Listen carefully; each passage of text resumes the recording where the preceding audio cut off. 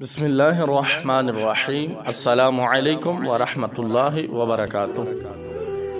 حضرت شیخ سعدی رحمۃ اللہ تعالی علیہ بیان کرتے ہیں کہ ایک دن حضرت داؤد طائی رحمۃ اللہ تعالی علیہ کے ایک مرید نے ان سے کہا کہ حضرت، آج میں نے فلاں صوفی کو اس حالت میں دیکھا کہ وہ نشہ میں دھت بازار میں گرا ہوا تھا، اس کا سارا لباس قے سے خراب ہو چکا تھا اور کتے اس کے ارد گرد جمع ہوئے بھونک رہے تھے۔ حضرت داؤد طائی رحمۃ اللہ تعالی علیہ نے جب اپنے اس مرید کی بات سنی تو ناگواری کا اظہار کیا اور فرمایا، تو نے اس صوفی کی مدد کیوں نہ کی؟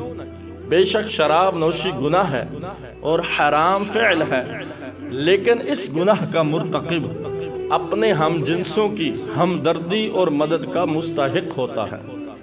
فوراً سے بیشتر جاؤ اور اس کو اپنی پیٹھ پر لاد کر اس کے ٹھکانے پر چھوڑاؤ۔ مرید نے مرشد کا حکم سنا تو اس سے کراہت محسوس ہوئی، لیکن وہ مرشد کا حکم ٹال بھی نہ سکتا تھا، اس لیے گیا اور اس صوفی کو اپنی پیٹھ پر لاد کر جانے لگا تو لوگوں نے اس مرید کا مذاق اڑانا شروع کر دیا۔ کوئی اسے چور کا بھائی کہتا اور کوئی اسے مخمور شرابی کہتا۔ وہ مرید لوگوں کی کڑوی باتیں سن کر بہت پریشان ہوا اور اس نے صوفی کو اس کے ٹھکانے پر پہنچا کر ہی دم لیا۔